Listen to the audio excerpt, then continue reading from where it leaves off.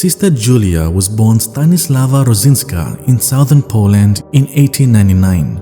Tragedy struck the family very early on, when Stanislawa's mother had passed away, leaving behind 2 sons and 2 daughters. 2 years later, her father died, leaving Stanislawa and her siblings orphans.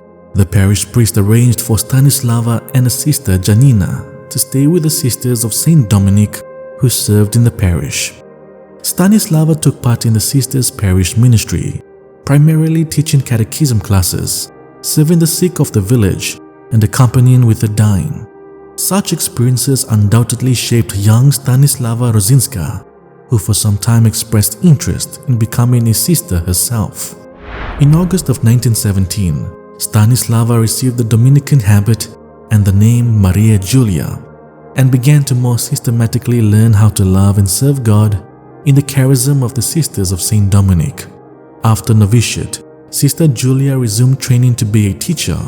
Along with working in an orphanage, the sisters had recently opened for casualties of World War I. Sister Julia spent a year or 2 teaching school as well. Then World War II came to Vilnius. In September of 1939, the Soviets took over the region. In October, they gave Vilnius to Lithuania. In June of 1941, it was occupied by the Germans. Residents had to adjust to 3 different governments within a short time, and the sisters' work became increasingly difficult under anti-Catholic regimes. In September of 1940, they were dismissed from their teaching positions, determined to influence the children in their care as long as possible. The sisters tried to serve as support staff. To make this possible, they received permission to wear secular clothes. In January of 1941, however, the sisters were rejected from their convent and had to scramble to find other residences and work. As superior, Sister Julia had a daunting burden. Finding homes and jobs for her sisters was not easy in a wartime environment hostile to Poles. She was able to place some sick and elderly sisters as housemaids with kindly families, while she and others found lodging with the nuns of the Visitation. Sister Julia did not rest there.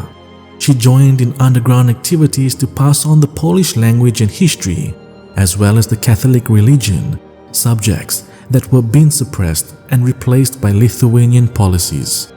On July 12, 1943, Sister Julia and 3 of her sisters were arrested at the Visitation nuns' residence. They were taken to the Lukiszki prison, which the Gestapo used for roundups and reprisal mass executions.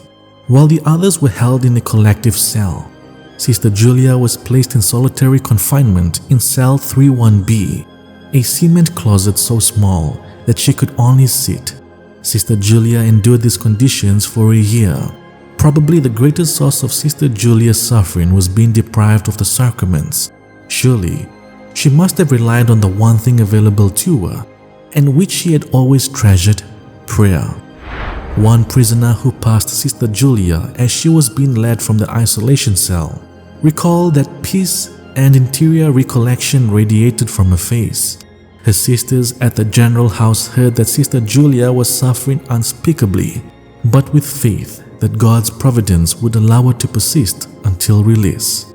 Sister Julia's fellow sisters were released from the Lukiszki prison, but she was not. Instead, in the sweltering heat of July of 1944, she was transported to the concentration camp, Stutthof. Despite the hellish atmosphere, Sister Julia was known to be constantly immersed in prayer. Prayer was so valuable to Sister Julia that she traded bread for a rosary. She also smuggled notes to other parts of the camp to arrange for a priest-prisoner to come over on the work assignment. While she risked her life by smuggling notes, she showed that others' lives were invaluable to her. She also sent repeated notes to the husband of a fellow prisoner until she effectively dissuaded him from suicide. The prisoner survived the camp, and later he recounted that Sister Julia had awakened hope in him that allowed him to overcome his fear of life in Stutthof. He was only one of the many depressed, beaten, and broken people who received words of hope and encouragement from Sister Julia. Sister Julia's discernment of her own life's end came in November of 1944. when a typhus epidemic spread through the camp to the weakest and most decimated, the Jewish women's quarters. While healthier prisoners tried to distance themselves from those infected, Sister Julia resolved to aid the sick. Barrack 30 was like a death house of typhus, which no one wanted to approach, but Sister Julia did. Those infected with typhus were left lying in their own waste, helplessly eaten by lice, and dehydrated from diarrhea.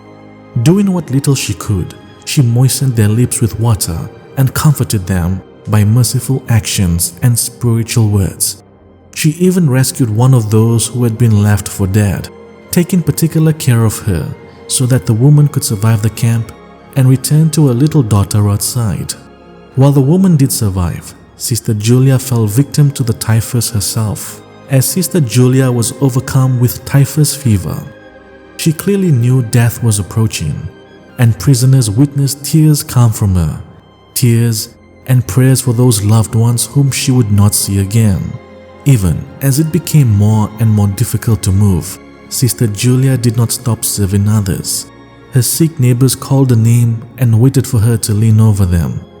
On January the 26th, the Germans began to evacuate Stutthof because of the Allies' advance. Some were left behind, including several thousand Jewish women who were emaciated to the stage of semi-corpses and as such were not subject to evacuation. After the evacuation, chaos and disorganization overwhelmed the barracks. For several days, no meals were distributed, registrations were not kept, and the Jewish section remained strictly isolated.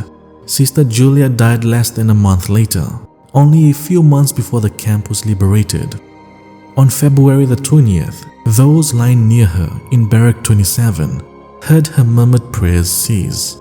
This was their notice that her soul had passed. Subsequent actions reveal much about conditions in the camp and Sister Julia's impact on others. Although some took the opportunity to pull the crowns from her mouth, another person covered her body with a piece of cloth as it lay naked with those of other victims. This was a telling sign of respect. The words of those who survived Sister Julia perhaps tell it best. Not only Catholic compatriots mourned her death, but also Russians, Latvians, and others. The Jewish woman did not hesitate to call Sister Julia a martyr and a saint. She gave her life for others, died sacrificing herself, and she was the angel of goodness. Blessed Julia Rodzinska, pray for us.